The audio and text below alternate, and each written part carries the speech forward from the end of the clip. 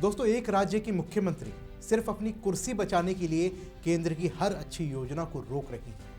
गरीबों की छत पर मुफ्त बिजली देने वाली योजना को भी उन्होंने लाल झंडी दिखाने का काम किया और ऊपर से वो नफरत की राजनीति करके पूर्वी भारत को दशकों तक अंधेरे में रखते हुए आई। अब आप तो समझ ही गए होंगे कि हम किसकी बात कर रहे हैं। यहाँ बात हो रही है पश्चिम बंगाल की मुख्यमंत्री ममता बनर्जी की। वही ममता बनर्जी जिन्होंने हाल ही में ईडी की कार्रवाई के बीच में दखल दिया था, जिन्होंने गुंडाई करते हुए ईडी से सबूत छीने, जिन्होंने अपने गुंडों के साथ मिलकर ईडी के अधिकारियों के साथ हाथापाई की।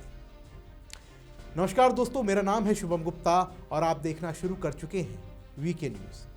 दोस्तों, आज पश्चिम बंगाल के मालदा में प्रधानमंत्री मोदी ने जो कहा वो सिर्फ एक राजनीतिक भाषण नहीं था, वो पूर्वी भारत के करोड़ों लोगों की आवाज थी।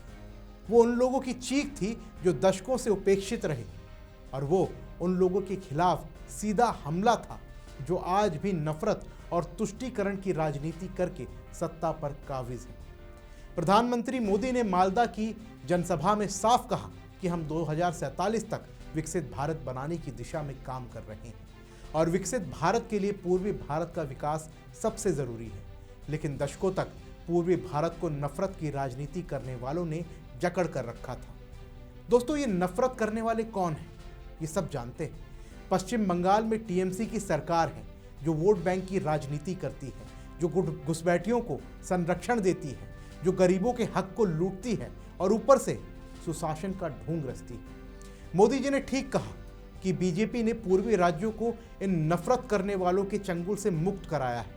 देखिए उड़ीसा को, पहली बार पूर्ण बहुमत से बीजेपी की सरकार बनी। त्रिपुरा ने सालों से बीजेपी पर भरोसा किया। असम ने लगातार बीजेपी को चुना। बिहार ने कुछ दिन पहले ही फिर एनडीए को मौका दिया। यानी बंगाल के चारों तरफ बीजेपी की सुशासन वाली सरकारें हैं। अब बंगाल की बारी है। दोस्तों, ये सिर्फ नारा नहीं है, ये हकीकत है। जहां जहां सालों तक बीजेपी के खिलाफ झूठ बोला गया, डराया गया, धमकाया गया, वहां भी अब लोग बीजेपी को आशीर्वाद दे रहे हैं। कल ही महाराष्ट्र में शहरी निकाय चुनावों के नतीजे आए। बीजेपी को ऐतिहासिक जीत मिली। मुंबई की बीएमसी दुनिया के सबसे बड़े नगर निगमों में से एक है। वहां पहली बार रिकॉर्ड सीटें बीजेपी ने अपने दम पर जीती। और केरल की राजधानी तिरुवनंतपुरम में भी आज के टाइम में बीजेपी का मेयर है। वो केरल जहां कभी बीजेपी का खाता खुलना भी मुश्किल माना जाता था। दोस्तों, ये दिखाता है कि देश का वोटर, खासकर नई पीढ़ी, बीजेपी के विकास मॉडल पर पूरा भरोसा कर रही है, क्योंकि बीजेपी सिर्फ बातें नहीं करती, काम करती। केंद्र सरकार लाखों परिवार को छत पर सोलर पैनल लगवाकर मुफ्त बिजली दे रही है। इसके लिए हजारों करोड़ों रुपए जारी किए गए हैं। बिजली बिल जीरो हो रहा है। लेकिन बंगाल में ममता बनर्जी की टीएमसी सरकार इस योजना को आगे बढ़ने नहीं दे रही है। क्यों? क्योंकि अगर गरीबों को फायदा हुआ तो क्रेडिट मोदी को जाएगा।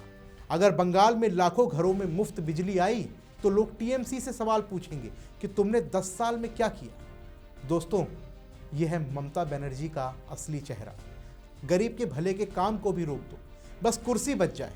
यह है तुष्टीकरण की राजनीति, यह है वोट बैंक का लालच।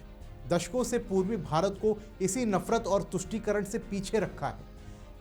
घुसपैठ को बढ़ावा, हिंसा को संरक्षण और विकास को रोकना। ममता जी, बंगाल की जनता आपसे पूछ रही है, बंगाल में महिलाएं सुरक्षित क्यों नहीं है? संदेश खाली जैसी घटनाएं क्यों हो रही हैं? कटमनी क्यों चल रही है? सरकारी योजनाओं का पैसा क्यों लूटा जा रहा है? टीचर्स की भर्ती में घोटाले क्यों? क्योंकि आपके लिए सत्ता से बड़ा कुछ नहीं।